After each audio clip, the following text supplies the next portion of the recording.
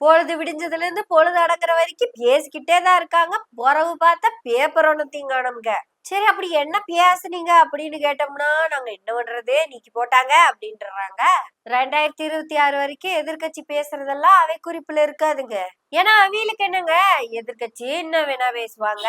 ஆனா ஆளுங்கட்சி பொறுப்போட இருக்கணும்னு ஆளுங்கட்சி ரொம்ப பொறுப்போட தான் இருந்திருக்காங்க 26 வரைக்கும். ஆனா இப்ப ஆளுங்கட்சி பொறுப்பு இல்லாம போனதுனாலதான் குறிப்பிலேயே ஒண்ணும் இருக்கிறது இல்ல. ஆனா டேட்டா வச்சு பேச வேண்டிய ஆளுங்கட்சி என்ன சொல்லுது, என்கிட்ட ஒண்ணும் இல்ல, இதுவா இருந்தா அவங்க சொன்னாங்க இவங்க சொன்னாங்கன்னு சொல்லிட்டு பேச வேண்டி. அட இவியலே அனுப்பினமா வாட்ஸ்அப் மெசேஜ் எடுத்து இவியலே படிச்சுக்கிறாங்க. அந்த ரீல்ஸே போதுங்க அப்படின்னு அமைச்சர் கத்துனதுல இருந்து ஆதாரம் இல்லாம எதுவும் பேசக்கூடாதுன்னு அந்த ஊரு அமைச்சர் பொம்பளை ஒண்ணு அட்டகாசமா பேசு. ஆனா திருப்பி பார்த்தா அது பேசுனது எதுவுமே குறிப்பில் இல்லையாமா. ஏனுங்க நீ என்ன வெங்காயத்துக்கு நீங்க மயக்க புடிச்சு கத்திக்கிட்டு இருக்கிறீங்க அப்படின்னு எங்களுக்கு தெரிய மாட்டேங்குது. ஏனுங்க மக்கள் எல்லாம் சேர்ந்து ஓட்டு போட்டு உள்ள கூட்டிட்டு போன எல்லாருமே அமைச்சரா இருக்கிறாங்க.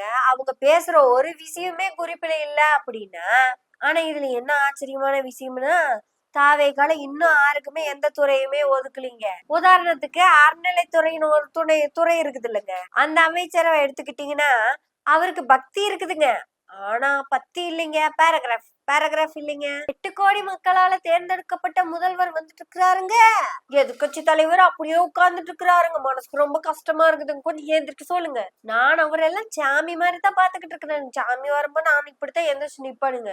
ஏனுங்க அமைச்சரே, நீங்க அங்க பிரதர்சனம் கூட பண்ணலாம், ஆறு வேணாம் சொல்ல போறா. நீங்க ஊர்ல இல்லாமுங்க, அதுக்காக சபாநாயகர் அப்படி பேசக்கூடாதுல்ல. அட சத்தியமா சொல்லணும்னா சபாநாயகரை நினைச்சா எனக்கு பாவமா இருக்குதுங்க. அட ஏதாவது ஒரு 2 வார்த்தை நல்லா பேசிருங்கடா. நீங்க பேசுறதெல்லாம் அவை குறிப்புல வைக்கணும்னு தான் நானும் ஆசைப்பட்டுக்கிட்டு இருக்கிறேன். பேசுறது பூரா அன்வான்ட்